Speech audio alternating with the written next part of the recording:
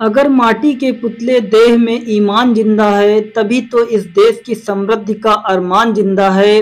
न भाषण से उम्मीदें हैं, न वादों पर भरोसा है। शहीदों के बदौलत मेरा हिंदुस्तान जिंदा है। शहीदों के बदौलत मेरा हिंदुस्तान जिंदा है। हेलो दोस्तों, एक बार फिर मैं आपके लिए एक नई वीडियो लेकर के आया हूँ। 2 अक्टूबर गांधी जयंती के रूप में पूरे भारत देश में भव्य रूप से मनाया जाता है, क्योंकि कहा जाता है कि आज के दिन गांधी जी का जन्म हुआ था और गांधी जी के जन्म के रूप में पूरे भारत देश में भव्य रूप से 2 अक्टूबर गांधी जयंती मनाई जाती है। आज के दिन स्कूलों में झंडारोहण किया जाता है, गांवों में झंडा फहराए जाते हैं। आप देख सकते हैं कि स्कूल के बच्चे बहुत सी उत्साह के साथ झंडे को फहरा रहे हैं और भव्य रूप से गांधी जयंती मना रहे हैं। तो आइए हम लोग चलते हैं 2 अक्टूबर की ओर। आखिर 2 अक्टूबर पूरे भारत देश में भव्य रूप से क्यों मनाया जाता है, इसके पीछे का इतिहास क्या है, तो बने रहिए हमारी वीडियो में और हम आपको ले चलेंगे 2 अक्टूबर की ओर, जहां पर गांधी जी के जीवन का रहस्य खुलता है। गांधी जी का जन्म 2 अक्टूबर 1869 में पोरबंदर, गुजरात में हुआ था। इनके पिता का नाम करमचंद गांधी था और इनकी माता का नाम पुतली बाई था।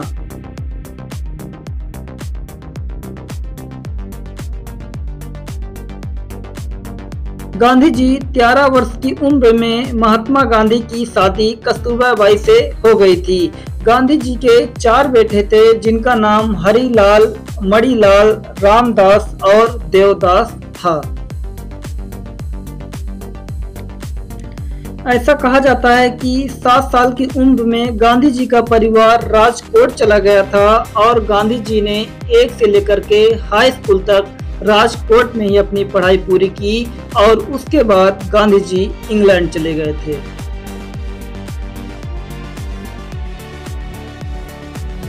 गांधी जी जिस स्कूल में पढ़ते थे उसका नाम समलदास कॉलेज है और जो भावनगर, गुजरात में पड़ता है। और कहा जाता है कि गांधी जी वकालत की पढ़ाई लंदन में करने के लिए गए थे और गांधी जी के पिता की मृत्यु 1885 में हो गई थी। ऐसा कहा जाता है कि जब गांधी जी अपने स्कूल में पढ़ते थे तो उस समय बहुत सारी कठिनाइयां पड़ती थी और पढ़ाई के साथ साथ स्कूल बहुत दूर हुआ करते थे, लेकिन गांधी जी ने अपने जीवन में संघर्ष किया और अपने जीवन को आगे बढ़ाने में सफल हुई। कहा जाता है कि गांधी जी के गुरु जी का नाम गोपाल कृष्ण गोखले थे, जिन्होंने गांधी जी को आगे की राह दिखाई थी। गांधी जी अपनी पढ़ाई पूरी करने के बाद वकालत करने के लिए वो इंग्लैंड चले गए थे, लेकिन कहा जाता है कि भारत देश में बहुत सारे दंगे जात पात को लेकर के हो गए थे, जिसकी वजह से वो इंग्लैंड को छोड़ करके भारत वापस आ गए थे। लेकिन जब वो वापस आए तो यहाँ पर बहुत सारे ऐसे जात विवाद के झगड़े चल रहे थे, जिसको देख करके गांधी जी को अच्छा नहीं लगा। उन्होंने कई सारे आंदोलन चलाए, जिसकी वजह से सारे लोगों को समझौते में सलाह दी गई थी। और ऐसा कहा जाता है कि भारत देश में अंग्रेजों का शासन हुआ करता था, जिसकी वजह से सारे लोग अंग्रेजों के गुलाम थे। लेकिन धीरे धीरे जब गांधी जी वापस आए तो उन्होंने अंग्रेजों को उनके विरुद्ध लड़ने का एक आंदोलन चलाया, जिसकी वजह से सभी लोग इकट्ठा हुए और धीरे धीरे अंग्रेजों को भारत देश से वापस करने का निर्णय लिया गया। और जब सभी लोग इकट्ठा हुए और गांधी जी ने ऐसे आंदोलन चलाए जिसमें हजारों लोगों ने गांधी जी का सहयोग दिया और धीरे धीरे अंग्रेजों को भारत छोड़ने में मजबूर किया गया और 15 अगस्त 1947 को अंग्रेज भारत छोड़ करके चले गए थे।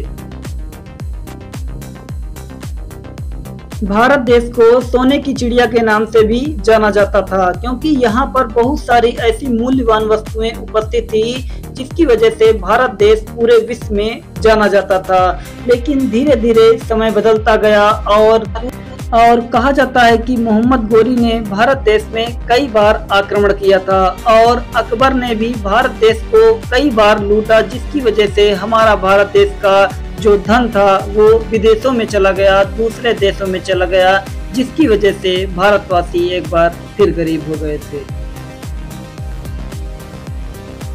ऐसा कहा जाता है कि जब भारत देश में कई सारे युद्ध चल रहे थे, तब राष्ट्रपिता महात्मा गांधी ने अपने साथियों को लेकर के कई सारे आंदोलन चलाए, जिसकी वजह से लोगों में वाद विवाद का जो झगड़ा था वो कम पड़ गया था। लेकिन ऐसा कहा जाता है कि हिंदू और मुस्लिम के झगड़ों को लेकर के एक बार फिर बात सामने आई और कहा जाता है कि भारत और पाकिस्तान के बंटवारे को लेकर के कई सारे विवाद फिर भारत देश में शुरू हो गए थे। और ऐसा कहा जाता है कि हिंदू और मुस्लिम के इन झगड़ों ने पाकिस्तान और भारत को अलग अलग कर दिया गया था। लेकिन उस समय भी पूरी जनता आक्रोश में थी और महात्मा गांधी उस समय नई दिल्ली में रहते थे। राष्ट्रपिता महात्मा गांधी की हत्या 30 जनवरी 1948 को दिल्ली के बिड़ला हाउस में नाथूराम गोडसे ने गोली मार करके की थी, क्योंकि कहा जाता है कि कुछ समझौते ऐसे थे जो नाथूराम गोडसे और कई लोगों को पसंद नहीं आए थे।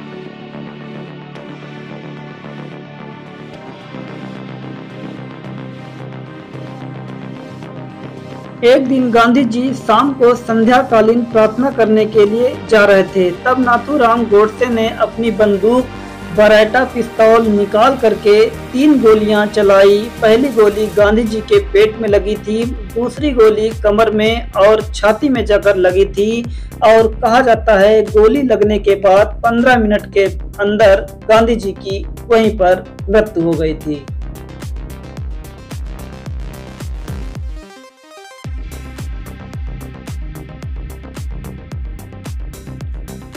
और ऐसा कहा जाता है कि जैसे ही गांधी जी को गोली लगी थी, उसके 15 मिनट बाद गांधी जी की मृत्यु हो गई थी।